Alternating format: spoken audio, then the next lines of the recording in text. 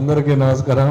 అంటే మీరు గొప్ప ఆఫీసర్లు కాబోతారు కాబట్టి అయ్యే అవకాశం ఉంది కాబట్టి మీరు ఏం చెప్తారా వినడానికే వచ్చినగా. ఆ బాధ ఏంటంటే సార్ గాలి సార్ వినోద్ సార్, మీరు గ్రూప్ 1 లేకపోతే గ్రూప్ 2 గ్రూప్ సంబంధించినటువంటి వాటికి లీగల్ ఇష్యూలు పెట్టే బదులు అసలు రేవంత్ రెడ్డి సీఎం పదవి ఎట్లా పోయింది, ఓటుకు నోటుకు దొంగ కేసు ఏ విధంగా బయటకు వస్తుందో, దానివల్ల ఎలా విధంగా అన్నరుడవుతాడో, ఎమ్మెల్యే పదవికి అన్నరుడవుతాడో, దానికి మీరు లీగల్ సంబంధించిన వాటి మీద దృష్టి పెట్టండి. ఎందుకంటే 30 లక్షల మంది గోస పెడుతుండు. పాలోళ్ళ పంచాది ఇంటికాడ పంచాది అన్నట్టు గ్రూప్ 2కి గ్రూప్ 3కి లేకపోతే డిఎస్సి వాళ్ళకి ఈ మధ్యలో యూనిట్ లేకుండా పోస్టులు పెంచమనే కాంచి పోస్ట్ పోన్ కాడికి తీసుకొచ్చినటువంటి చరిత్ర వీరికే ఉన్నది. ఇదంతా లాజికల్ జరుగుతుంది. ఇంకో విషయం ఏంటంటే, ఎవరైతే గ్రూప్ 1 ఆఫీసర్ అయి మంచిగా సచివాలయంలో పేదలకు సేవ చేయాల్సినటువంటి ఆఫీసర్లేమో రోడ్ల మీదకి వచ్చి అసెంబ్లీల దగ్గరకు వచ్చి ఇందిరా పార్క్కి వచ్చి ధర్నాలు చేస్తుంటే, రాజకీయ దోచుకొని డబ్బులు దాచుకోవడం కోసం వాళ్ళేమో మంచిగా అసెంబ్లీలో కూర్చుంటారు, సచివాలయంలో కూర్చుంటారు. మరి లీగల్ ఇష్యూ వస్తుందని చెప్పేసి పదే చెప్తున్నారు. బీఆర్ఎస్ వాడు 10 ఏళ్ళు దోచుకొని మరి కాంగ్రెస్ లో జాయిన్ అయ్యేదానికి లీగల్ ఇష్యూ రాట్లేదా? ప్రచారం లాంటి వానికి రావట్లేదా?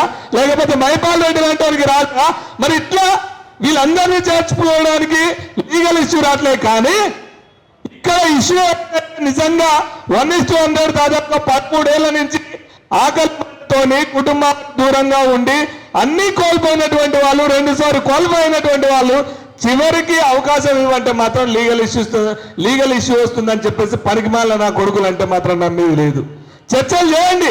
మొన్న పొన్నం గారు కావచ్చు, వాడు పోలడు బొల్మూరు వెంకటి కావచ్చు, real estate broker Chamala Kiran Reddy కావచ్చు, వాళ్ళు కాదు మేధావులతోని చర్చలు చేయండి.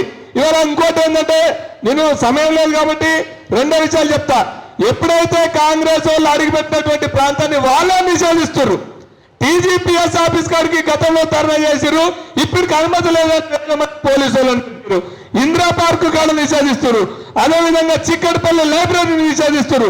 ప్రవళిక సరిపోతే ఈ ఆర్టీసీ క్రాస్ రోడ్ దగ్గరకు వచ్చారు, ఆ ప్లేస్ కూడా వాళ్ళే నిషేధిస్తారు. సో కాంగ్రెస్ అన్ని నిషేధిస్తుంది కాబట్టి మనమంతా కాంగ్రెస్ నిషేధించాలి.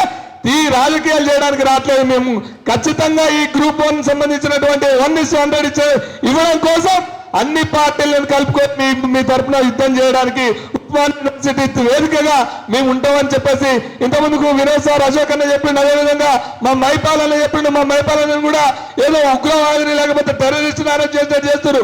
దాన్ని కూడా ఈ రకమైనటువంటి వాతావరణం, ఈ గ్రూప్ 1 సంబంధించినటువంటి అరెస్ట్ చేస్తున్నటువంటి వారిని కూడా తక్షణమే వాళ్ళకు సారీ చెప్పి ఈ రకమైన దుందుడు చర్యలు పాల్గొంటే మాత్రం ఊరుకునే లేదని చెప్పేసి ఈ సందర్భం తెలియజేస్తూ 1:100 కోసం ఏ రకమైనటువంటి సహకారాన్ని మేము అందించడానికి మీకోసం ఎక్కడ దూరం అయిపోయినా పోవడానికి మీరు సిద్ధం. కాబట్టి మీరు ఒక్కటే మీతో కలిసి వచ్చే వాళ్ళందరినీ కూడా కలుపుకొని పోయి మీతో ఉన్నటువంటి ముఖ్యంగా మీరు కమిటీ వేసుకొని 30,000 మందికి సపోర్ట్ గా 30,000 మంది కుటుంబాలను కూడా బయటికి తీసుకురండి.